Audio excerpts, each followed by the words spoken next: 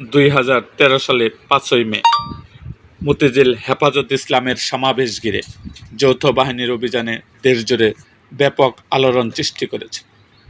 আন্তর্জাতিক অপরাধ ট্রাইব্যুনালের প্রসিকিউটর জানিয়েছেন, এই ঘটনায় এখন পর্যন্ত 58 জন নিহতের পরিচয় শনাক্ত করা হয়েছে। আগামী 7 জুনের মধ্যেই তদন্ত প্রতিবেদন দাখিল করার প্রত্যাশা রয়েছে। 2013 সালের 5 মে রাতে পরিচালিত অপারেশন ফ্লাশ আউট এরপর বহু হতাহতের অভিযোগ ওঠে, যা নিয়ে দীর্ঘদিন ধরে বিতর্ক চলে আসছিল। তবে রাজনৈতিক পট পরিবর্তনের পর আন্তর্জাতিক অপরাধ ট্রাইব্যুনালে অভিযোগ দায়ের হলে নতুন করে তদন্ত শুরু হয়।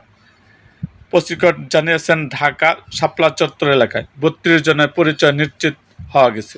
এছাড়াও নারায়ণগঞ্জে 20 জন, চট্টগ্রামে 5 জন এবং কুমিল্লায় 1 জনের মৃত্যুর বিষয়টি শনাক্ত করা হয়েছে।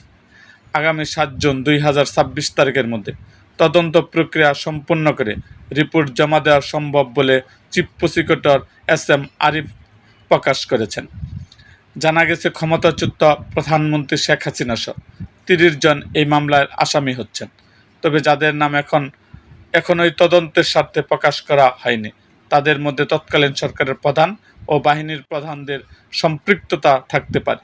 এরকম আরও ভিডিও পেতে এবং রাজনৈতিক অঙ্গনে নানা ঘটনা ও ইতিহাস জানতে আমাদের মুক্তাগাছার ইতিহাস মিডিয়া ইউটিউব চ্যানেলটিকে সাবস্ক্রাইব করুন এবং পাশে থাকা বেল আইকনটি বাজিয়ে দিন।